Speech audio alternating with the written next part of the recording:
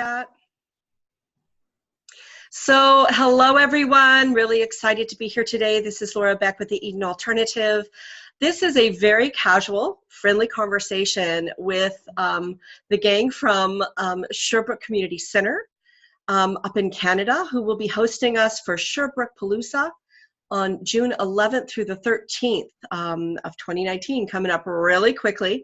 And for those of you who registered, this was an opportunity for you if you were thinking about going for it, you were a little on the fence, there were some things you didn't really know yet, but you really wanted to know. This was your chance to connect with the team from Sherbrooke to ask your own questions. But we're going to start out, I'm going to ask a couple of questions that I actually want to ask them, hoping that it will be useful for you. And then you'll have an opportunity to type some questions into the question box. So make sure that you take a look at your toolbox down below and that you choose the Q&A icon. And that's a place that you can type in your questions and that we'll have an opportunity to tap into what you're curious about as well. And so what I want to say to the Sherbrooke team first, if you would be willing to just take a moment to introduce each of you on your own, tell us what your role is there in the community, and then we'll get going with some Q&A. How does that sound? Sounds great.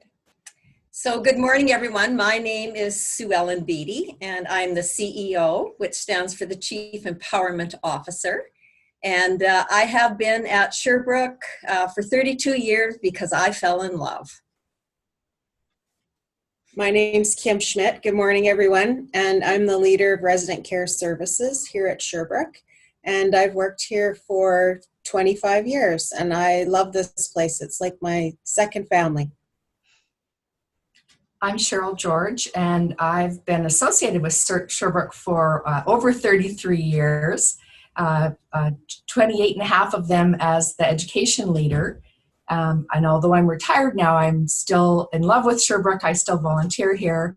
And Sue Ellen and I are the regional coordinators for the Eden Alternative for Western Canada. And I'm co-chairing with Kim the committee for SherbrookePalooza.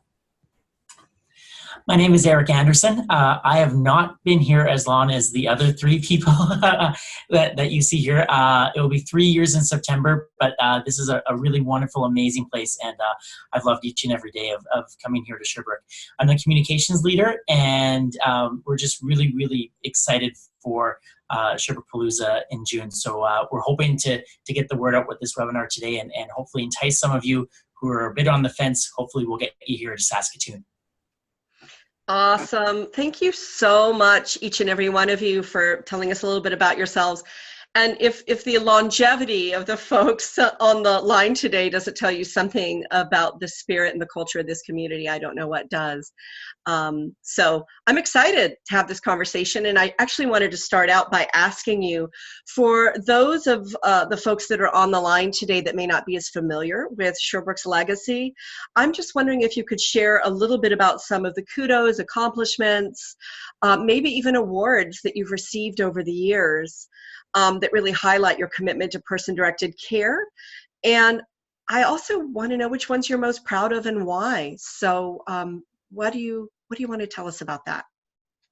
Well, I'm happy to tell you about that. I feel a little bit like I'm bragging, which I don't want to do, but I need to make it really clear from the start is that we are a community of people moving forward. And so when I brag about these things, it's not about my leadership, it's about all the people who come here each and every day, and the people who've been here over the years, those people who've been here even before I came.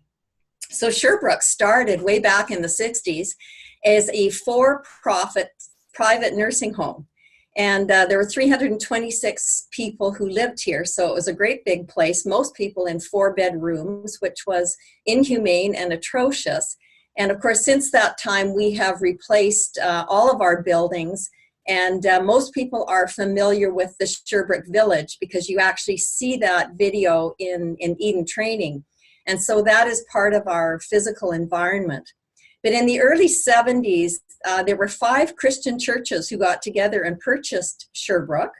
And so that is part of our legacy, is this underpinning of the faith community being sponsored by that group. And so today, our board of directors is made up of the members elected by those churches, plus 2 of our elders. And that's something that we're really proud of. That happened before I came, if you can believe it, that we put 2 residents on the board of directors. And so I think that's a really important part of our legacy, that back then, the previous CEO was thinking that the residents should be directing what happened around here and should be part of the decision-making body of the home. So that was sort of a bit of our history. Our previous CEO was a real innovator, and there were many firsts that Sherbrooke did in our province and in Canada. And one of them was the residents sitting on the board. But we also had a residents council way back in the early 70s. We opened the first community day program for adults who live in the community. We were the first people back in the 70s to have physio and OT and eventually music therapy. And actually we don't call it music therapy. It's called that in our history, but what we do around here is music. And we have this wonderful person who's certified as a music therapist who helps us all do what we need to do. So we opened a therapeutic pool back in 1987, which is got a really poor design. People will get to see that if they come to the Palooza, what not to do with a pool. So we're going to share with you all of the shortcomings that we have as well, because we have just as many shortcomings as we do successes. And I guess that's because we live real life around here. We like to think of Sherbrooke as being a small town full of all the characters that you would find in any small town. And so it really is quite a colorful place. And so you'll see that when you come. We opened a child daycare way back at the turn of the century.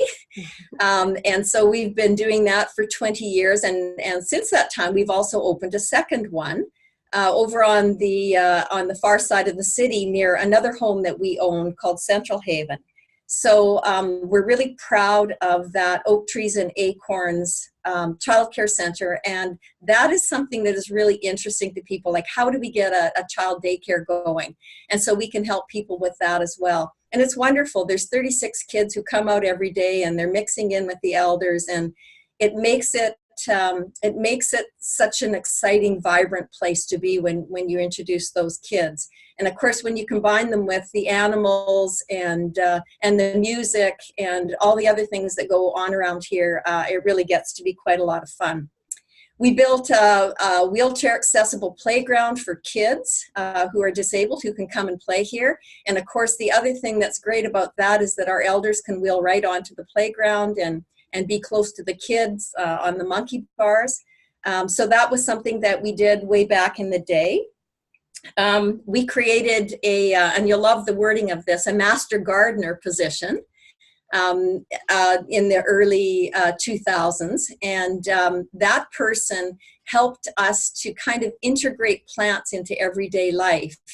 And it's really not about the plants, it's about the experience that the elders are having with them. So we don't worry, we kill our plants all the time. And it's not about having nice plants, it's about people having that experience of growing something. So we have a greenhouse that was built a long time ago. It's another example of maybe something to do differently.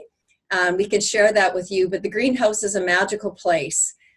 Where elders love to come. Some people go there at night and meditate or early in the morning, and it's a place full of green and life and sunshine. So we're proud of the greenhouse. As many people will know, we introduced an artist in residence way back in 2006. I can't believe it's that long ago.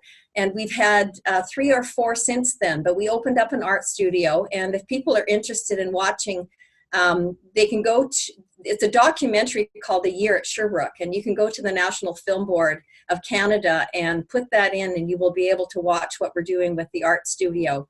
And today it is just a really vibrant, happening place, and people who come to the Palooza will be able to choose that as one of their experiences, and maybe we'll get you painting something, who knows.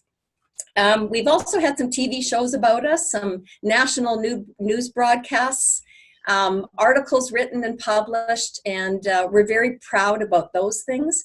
We've received lots of awards, and the awards, I think they're really important for the staff to be recognized. Yeah. And for that reason, they're important to me.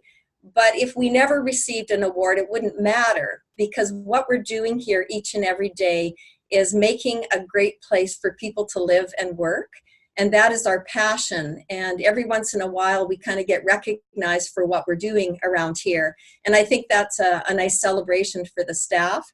So we have fundraising awards. We have been accredited with the Canadian Council of Accreditation since 1981. So going way back, we've won provincial healthcare excellence awards. We've won a local Golden Heart Award. Our biggest honor happened to us twice, and it came once in 2010 in Denver and again in Atlanta in May of 2018. And that's when Sherbrooke was recognized with the Master Gardener Award. So I have to say, I think that's the one that we're the most proud of, because we feel that we're in a group of people who are all passionate about creating quality of life. And to be recognized within that group is probably the most meaningful for us, for sure. The Canadian Alzheimer's Society has chosen us as one of 6 centers of excellence. And, one of the things I was reading this morning on our history was that we put down that we opened the first specialized area for people with dementia. And of course, I look at that now and laugh, because what we're doing is getting rid of all those specialized areas for people with dementia and undoing all of that work. And as Al Power says, undoing that work is kind of like smoking. You're better to have not started, because you create this artificial environment where people, there's stigma associated to it. So one of our firsts that we did, we're undoing now with a new first. And so we're going to share that with people as well. And that's something we're really, really excited about. So those are some of the things that are in our legacy. I think the most important thing in our legacy are the wonderful people who work and live here. And this is not an easy place to come to live, because it is a first choice for people. And so when people do come to live here, they feel like contributing, they feel like embracing, and they feel grateful.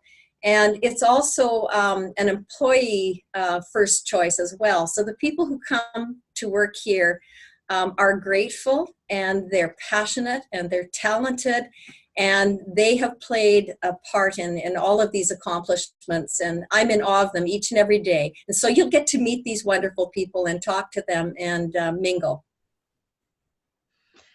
That's fantastic. Okay, wonderful. I think that paints a really powerful picture of what you bring in terms of a legacy.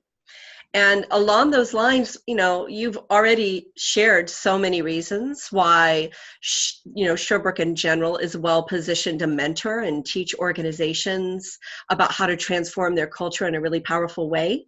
But I'm wondering if you can share with us some of the reasons why mentorship and education just feel like a natural extension of who you are and the culture that you've created there.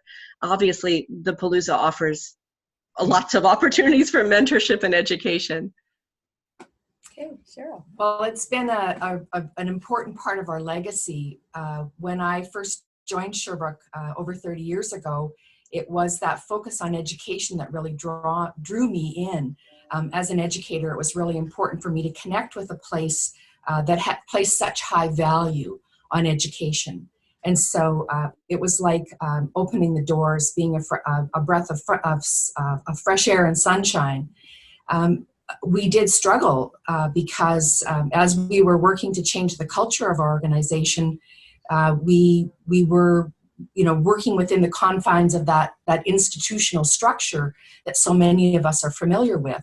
And it was when we discovered the philosophy of the Eden alternative that it shone new light on the journey that we were on. And I really believe that Principle 9, that human growth must never be separated from human life, is such an important part of that, and one of the things that really drew us to this philosophy. because we saw that change, that education, that growth was such an important part of that. Over the years, we've had such a focus on education. Swan's touched on this already, but I think one of the reasons why people like to learn from us is because we're so willing to share our failures and our mistakes. And people are always amazed by that. But we want to help others to learn and to grow, and so what better way to do it? And it doesn't mean that they're not going to have those same failures or same mistakes, but maybe it eases the pain a little bit to say, oh, hey, I know other people have gone through that as well. And so as somebody taught us years ago, let's quit calling them mistakes and call them learning opportunities. And that's what they are, because so often people are so afraid of making a mistake that they miss those fabulous, fabulous learning opportunities. The vision at Sherbrooke is to be the very best place for people to live and the very best place for people to work. And we always say in that order, because of course the elders always come first. But of course, education is such an essential part of that. It's about learning and growth. And I mean, I could talk on for hours about this, but I'll just conclude by saying that I really believe it's at the heart of Sherbrooke to want to help others to grow. Others here within our own home and others around the country and the world. Sue Ellen and I have had kind of a unique opportunity because as we've been growing the philosophy here at Sherbrooke, we've also been the regional coordinators for Western Canada. And so we've gone out and we're sharing what we've learned with other people. And as we're doing that, we're always learning from them as well. And so we get to bring all those great new ideas back home to Sherbrooke and try that out as well. So I really look forward to meeting everyone who's coming, because we want to share and help you to grow, but we know that we're going to learn and grow from you. And so come on to Saskatoon. It's a great, great education opportunity. Oh, fantastic. Well, the next question that I have for you is, when we started talking about this event months and months ago, right, we knew that a deep dive, a real immersion is what, you wanted to create for people. And so I'm wondering how you feel that this deep dive format that you've planned, which is completely amazing, by the way, it's an incredible educational program. And for those of you who haven't seen it yet, we will be sending out material to you because you've registered for this webinar to make sure that you tap in to the details, because I think it'll blow your mind. But why is this deep dive format more impactful as a way to help leaders grow than, say, a webinar series or, a couple days of training? Just some thoughts about why this will be different. Well, people often say to us when they come to Sherbrooke that there's a feeling when they walk in the front door, there's a feeling about the place. So like a vibrancy and an atmosphere. And so we want to invite people to this home, our home, to experience that feeling.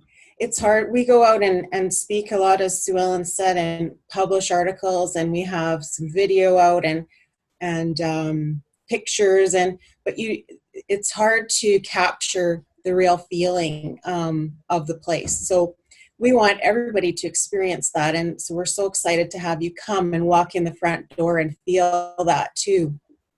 And I think why it's like that is because of the work we've done through this journey, using the Eden principles to build a really true community here that reflects a community that you'd find where any of you live or where I live, a real diversity of people, a healthy, vibrant community.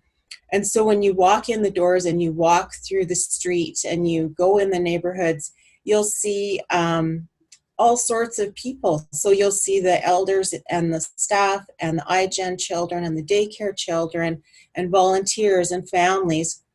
And I think really what's underpinning all of that is a constructive culture. So we work to align the mission, vision, and values with our actions, and we've taught staff that what they do really matters and makes a difference.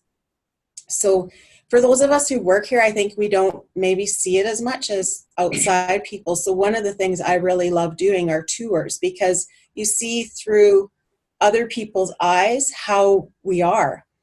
And people will say, why is everybody smiling here? Something wrong with us, right? So it's really interesting, but people do really, for the most part, look happy and smile and say hi to everyone. And it's, you can sort of fulfill all your senses walking here. You'll hear laughter and music and people talking, and you'll see art, and you'll see plants, and you'll smell the greenhouse, and you'll smell the garden, and food cooking and coffee brewing at the International Coffee Club. So all of those things sort of, you have to be here to experience. So what we wanted this Palooza to be different than a lot of typical conferences. So we've built it, and Eric's going to talk in more detail about that, but to be more experience-based. So there will be lots of educational opportunities and presentations, but we've also want people to experience daily life here and the activities that happen, and actually be involved with the people who live and work here. So I think that's what's really different about this. And also we're going to be able to personalize. We're not just going to tell people what they want to learn. We're going to be able to find out what they want to learn and then meet their needs. So I think it's going to be very different than anything people have experienced before with sort of a traditional conference format. So I think that's sort of the high points of why people need to come here and experience the feeling and the community, and join us in all of the cool things that are happening here. I love what you share about it's the feeling, right? Because we know that transforming culture is deep work, and to really, commit yourself to that deep work, you do need to be able to feel in your gut what it means to be in an empowered culture.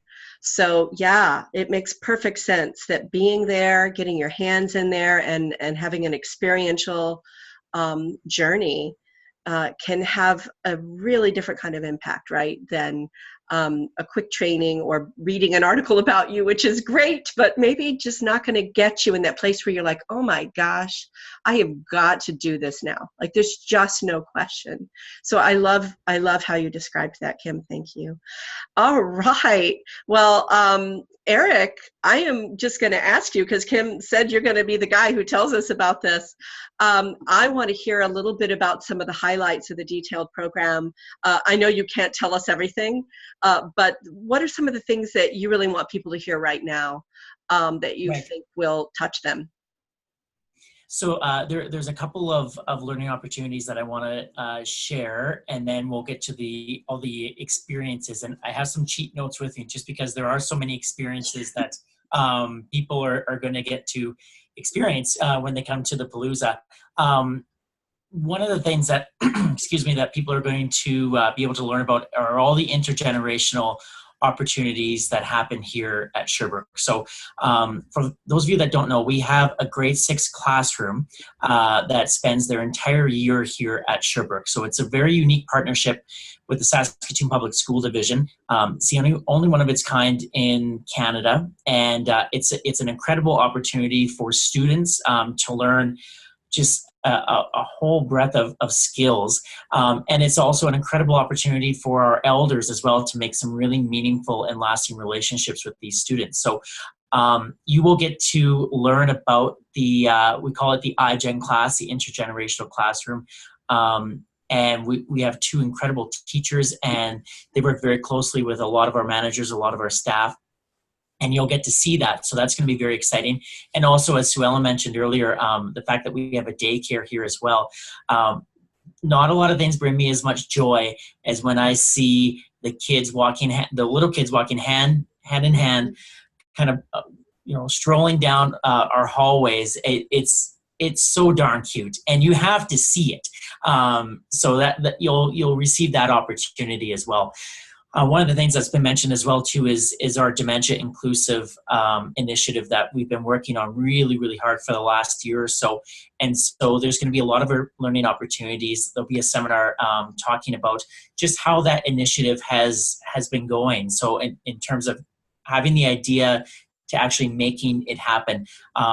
It's communications with staff, it's communication with elders, especially with families, coming up with technology to make sure that that everyone is safe, but still allowing and having that freedom for elders to be in their community. Last week we had a front page story in our local paper about dementia inclusive, and I think it's really exciting to educate our local community about what we are doing, and so the opportunity to share the challenges and the successes of the initiative so far with attendees for the Palooza is going to be a really great opportunity. Something that hits close to home for me is going to be an education opportunity to learn how to form community connections with your local community. We have some incredible staff that for years have worked really hard to form partnerships, whether it's with local schools, with local businesses. We have some corporate volunteers as well. How do you go about forming those local community partnerships, why they're important for elders, and why they're important for local businesses and people that come to Sherbrooke and volunteer. So we're going to teach you how to form those partnerships, form those relationships, and we can't wait to hear about all the local partnerships that you have as well in your communities, and we can learn from you as well.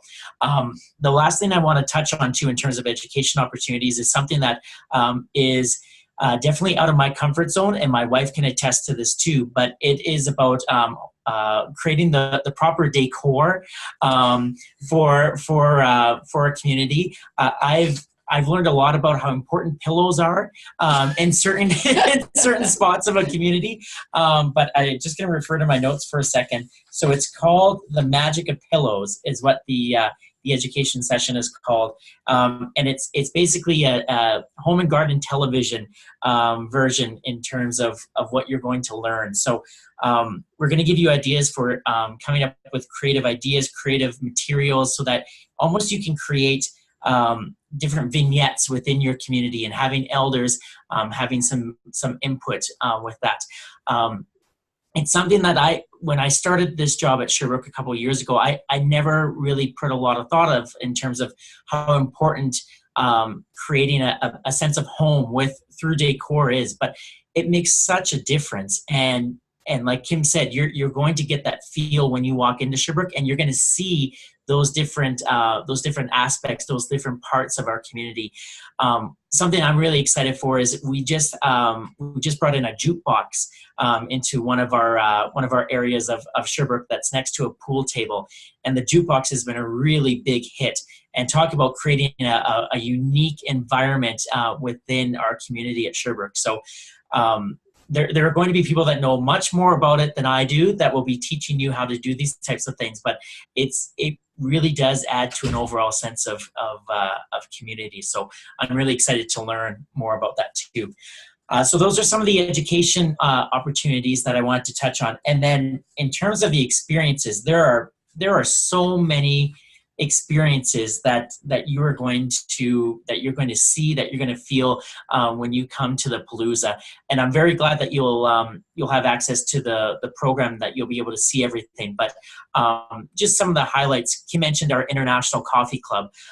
This is a wonderful, wonderful coffee club where our elders get together with our iGen students, and they drink coffee from a specific country. So the beans could be from Guatemala or Colombia, a different country, and then the students actually do a presentation on where the country where the beans come from. It's been so popular, in fact, that we actually have 2 separate sessions on Wednesday morning. So you'll get to experience International Coffee Club.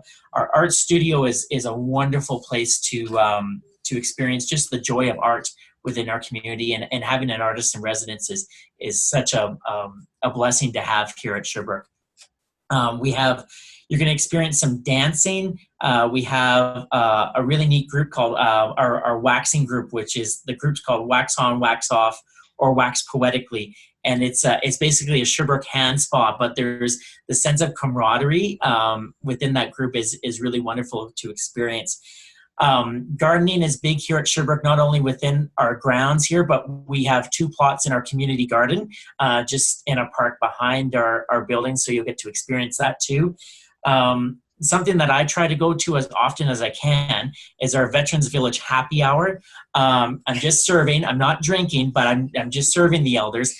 But that's a really wonderful time for our veterans here at Sherbrooke to come together to enjoy a pint of beer, to enjoy a Ryan Coke or a Scotch on the rocks, as a couple of our elders enjoy, and just to share stories and to catch up on life. So that's a really great thing to experience as well. There's so much more. I don't know if there's anything else. There's just so much to experience here at Sherbrooke, and I'm so glad that Kim mentioned the fact that when you walk in through the doors, there is that sense of feeling it. And I feel that I'm empowered to say this as someone who's relatively new here to Sherbrooke.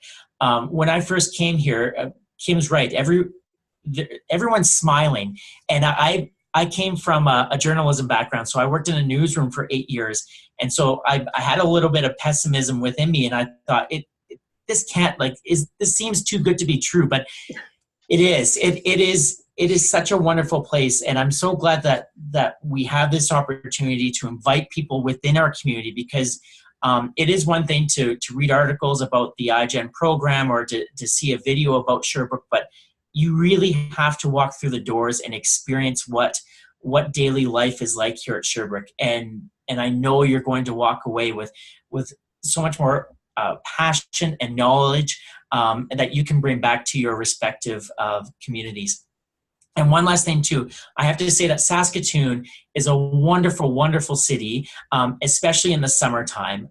For those of you that don't know, Saskatoon was the only city to make the New York Times list of 52 places to visit in 2018. We have a thriving restaurant scene. We have a thriving art community here in the city.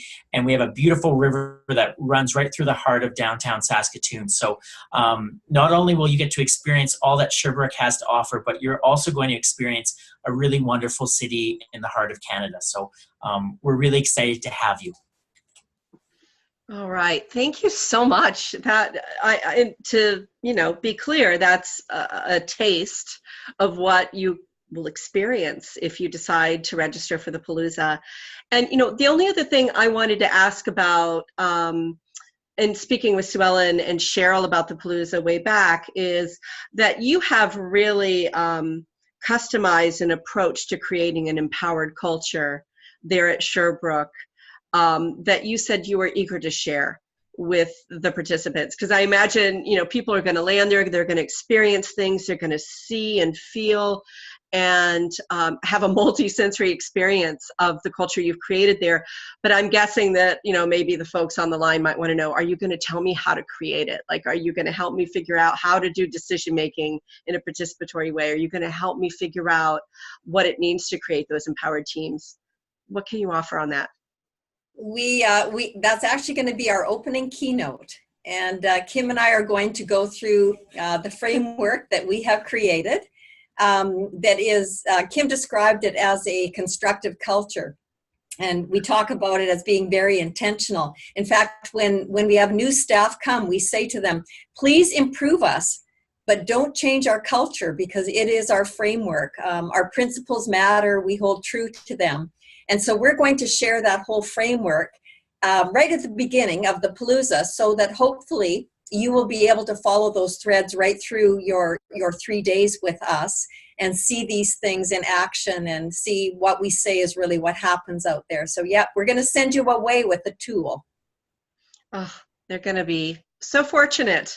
So I want to open up the conversation to the questions that you may have, those of you who have joined us today. I see there is a question in the box, but I am going to urge all of you to take advantage of the question box that you have. Again, if you look at the toolbar there in your Zoom window, you'll see there's sort of a little icon like a folder with a Q on it. and it says Q&A under it. If you click on that, it will pop open a question box, and you can type your question in there, and we'll ask the team here.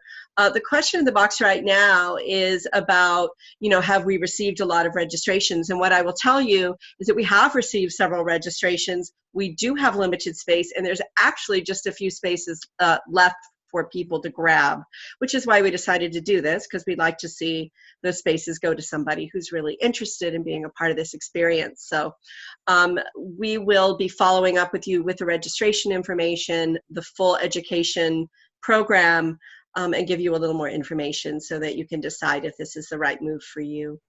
I'm wondering if anybody else wants to pop a question in the question box. While we're waiting on that, I'm wondering if the team has anything that came up for you as you were listening to your colleagues there on the team that you felt our participants on the webinar today would want to hear. Is there anything else that comes up for you? Go ahead. I just want to make sure people know that we're working on a customized experience for people. So what they choose for their registration, we're going to build that around the person so that they have, to the degree that we can, so that they have the experience that they want to have. And so I think that's kind of a really different approach to an educational opportunity. So that's what I would like to share. I hope people understand the uniqueness of that. That's huge, really. Is that you're already having an individualized experience before you even walk in the door. And that's pretty special. It takes time for your team to look through the preference information that people will provide. You go through registration, there's a place in registration where you actually get to designate some preferences. And then the team will take that and do their very best to make sure you get your top of the line preferences. And so there you have it. That means you'll be in there with people who have similar interests to your own, and then that gives you the opportunity to build even more community with the other participants that are there. So the opportunities to learn from each other are, they're multi-layered, aren't they? Okay. There's another question. So there was an acknowledgement that there is an opportunity to choose your top 7 learning opportunities, which is what we were just talking about. And this individual wants to know, how many of those 7 do you think each person will experience roughly? Cheryl, I think as we develop our program, as it stands right now, there is an opportunity for people to attend 7 different sessions. If I should have looked back at the program, it's been a while since we actually looked at that, but I believe that at least 4 or 5 of those choices will be available to them. One of the things that I just want to clarify too about experiences is that we're really striving to have very few people in each experience so that we don't water down the experience for you, so that when you come in and you actually will experience it, not a staged version, but the actual way. There are some experiences that we're not able to offer to you because we can't fit them into the program, or they don't happen at a time when the workshop is going on. And so we really are endeavoring to create an experience that is true, that you will actually be immersed, be there in what actually happens every day. I'm really glad you brought that up, because again, that that really gives people an opportunity to get their needs met, right? So I love that. I don't see any other questions in the box. I'm thinking we could go ahead and wrap this up here. I think this has been really rich. If there's anything else you on the team want to add, please feel free right now. I just want to thank everybody for joining us today, and especially the 4 of you for sharing yourselves so authentically. It's such an example of what people will experience if they come to join you. Well, thank you so much, Laura. It's been really fun to have this discussion today. I'm just going to add in, I think the food's going to be fabulous. Oh, And that's if you haven't had a cream can dinner, just wait. yeah, I'm like, what is that? I want to know. Exactly. Exactly. Yeah. You'll find out when you get here. No, before we say goodbye, I think someone is, someone said, thanks, see you in June. So clearly we had one of our registrants on the line. So we say thank you to you, Ariel. We're glad you're signed up and ready to go. Thank you all so much. Thanks to all the rest of you. And if you haven't registered, we really hope you'll think about it. We want a full house, don't we? We do. We do. See you in All June. right. Thank you, Laura. Thank you. Have a great day. Goodbye. Bye. Bye.